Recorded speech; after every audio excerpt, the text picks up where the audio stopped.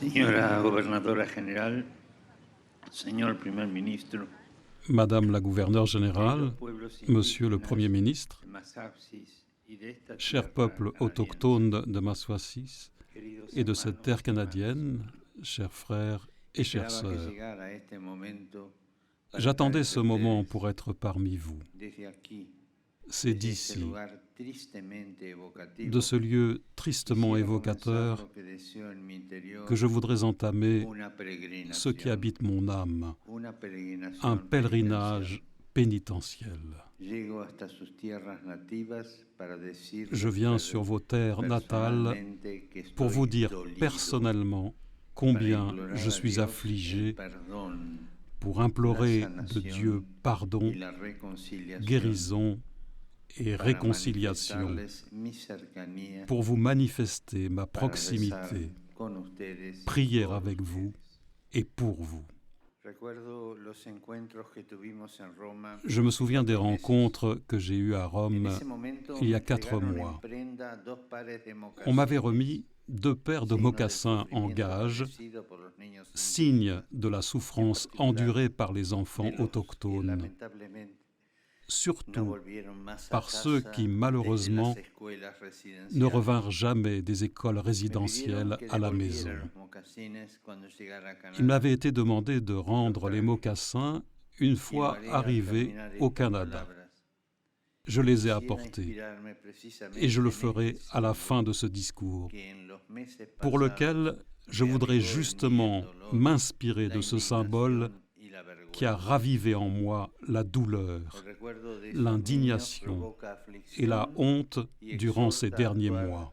para que todos los Le niños souvenir de ces sean enfants tratados con suscite amor, une douleur honor y respeto. et incite à agir Pero esos afin que chaque mocasines enfant también nos soit hablan de traité un avec camino amour, y de un honneur et recorrido respect. Mais que ce deseamos mocassin hacer nous parle juntos. aussi d'un cheminement, Caminar d'un juntos, parcours que nous désirons rezar parcourir juntos, ensemble.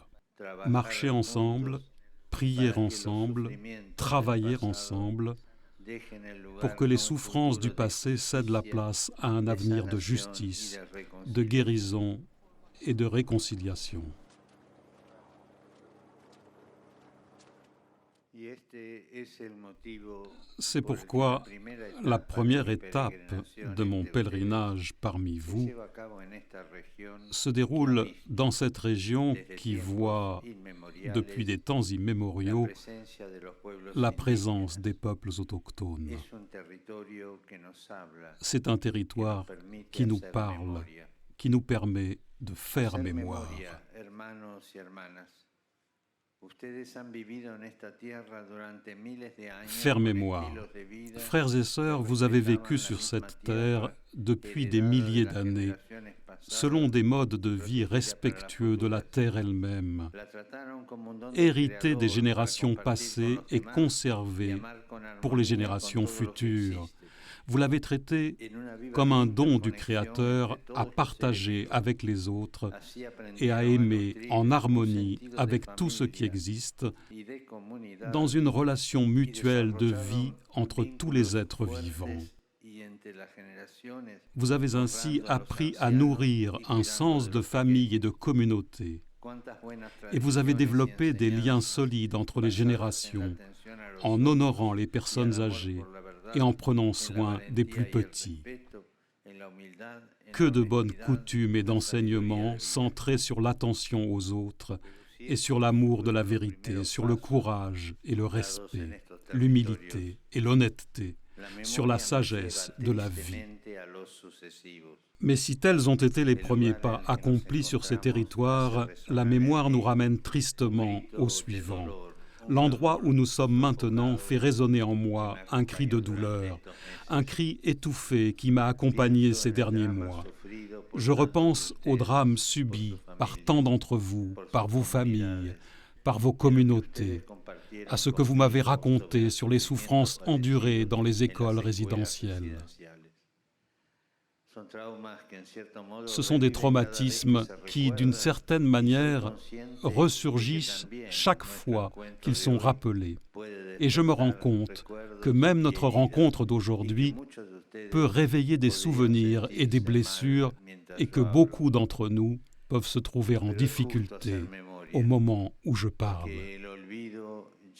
Mais il est juste de le rappeler, car l'oubli conduit à l'indifférence et, comme on l'a dit, le contraire de l'amour n'est pas la haine, c'est l'indifférence.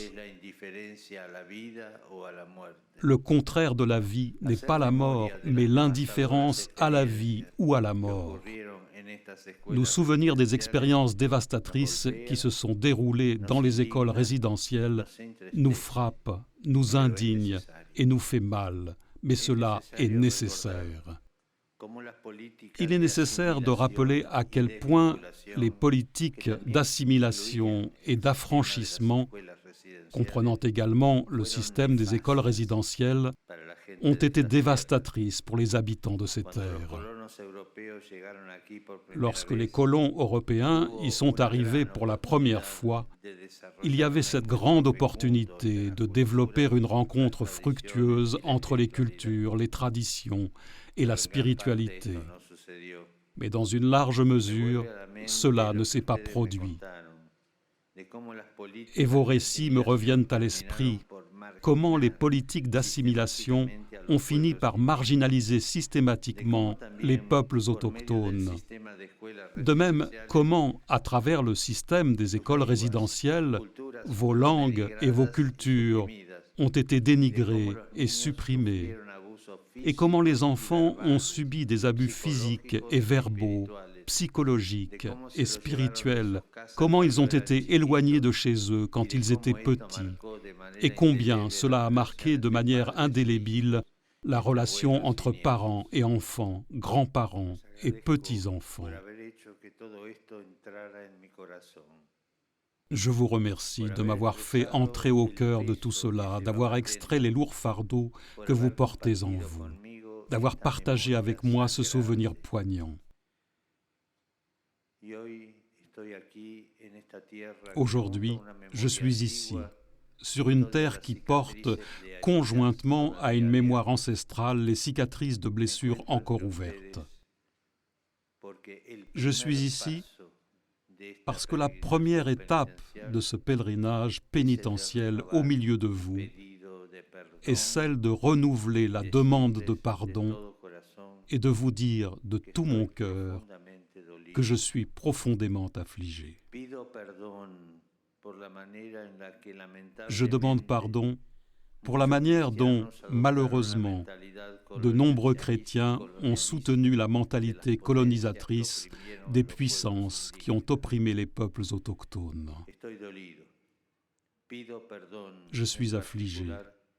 Je demande pardon, en particulier, pour la manière dont de nombreux membres de l'Église et des communautés religieuses ont coopéré, même à travers l'indifférence, à ces projets de destruction culturelle et d'assimilation forcée des gouvernements de l'époque qui ont abouti au système des écoles résidentielles.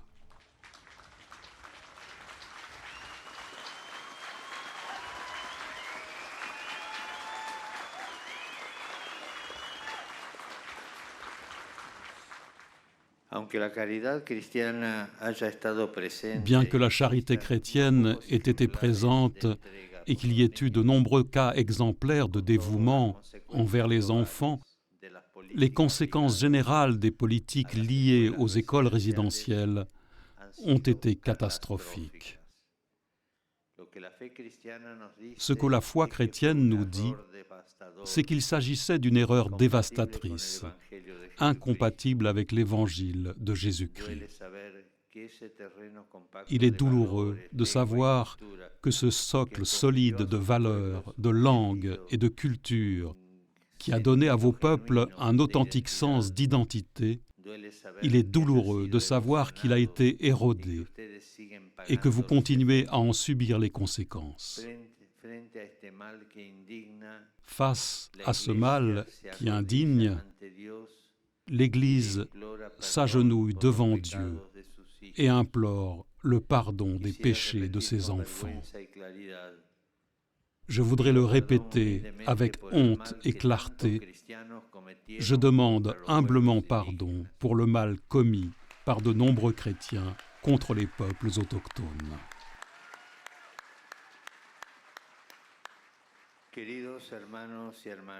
Chers frères et sœurs, bon nombre d'entre vous et de vos représentants ont affirmé que les excuses ne sont pas un point final. Je suis parfaitement d'accord. Elles constituent seulement la première étape, le point de départ.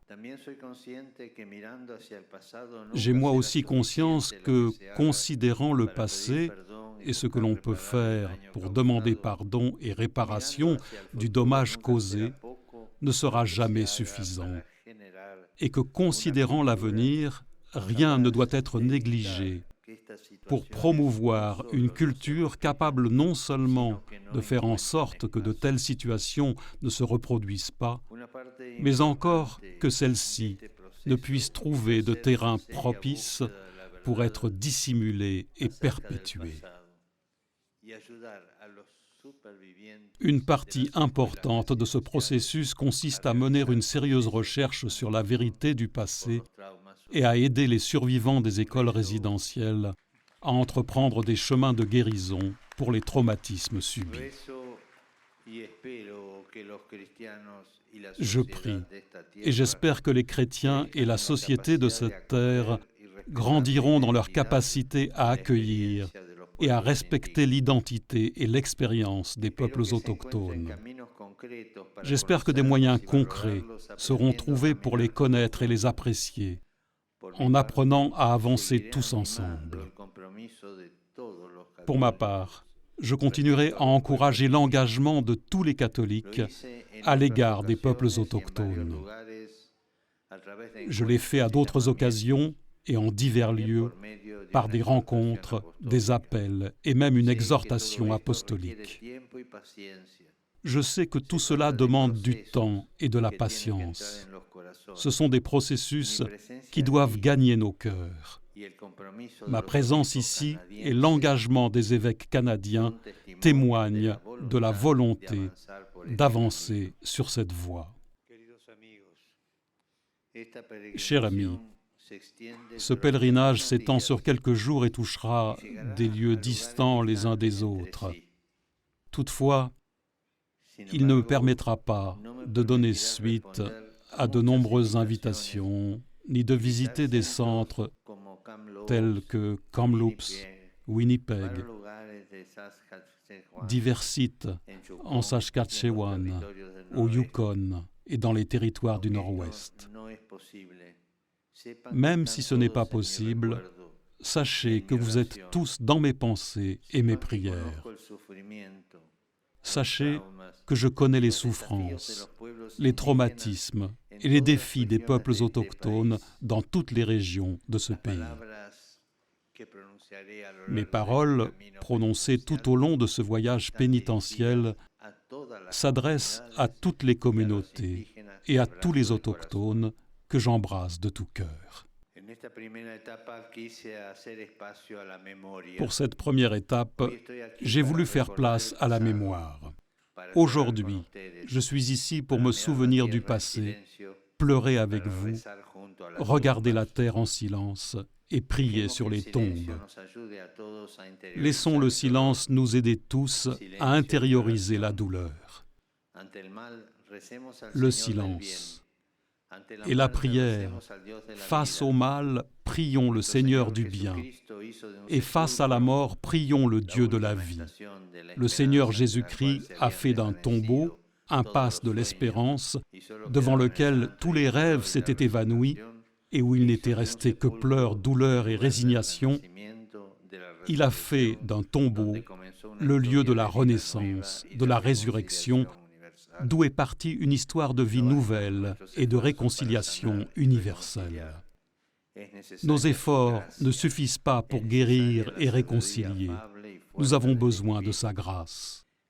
Nous avons besoin de la sagesse douce et forte de l'Esprit, de la tendresse du Consolateur, qu'il comble les attentes de nos cœurs, qu'il nous prenne par la main, qu'il nous fasse marcher ensemble.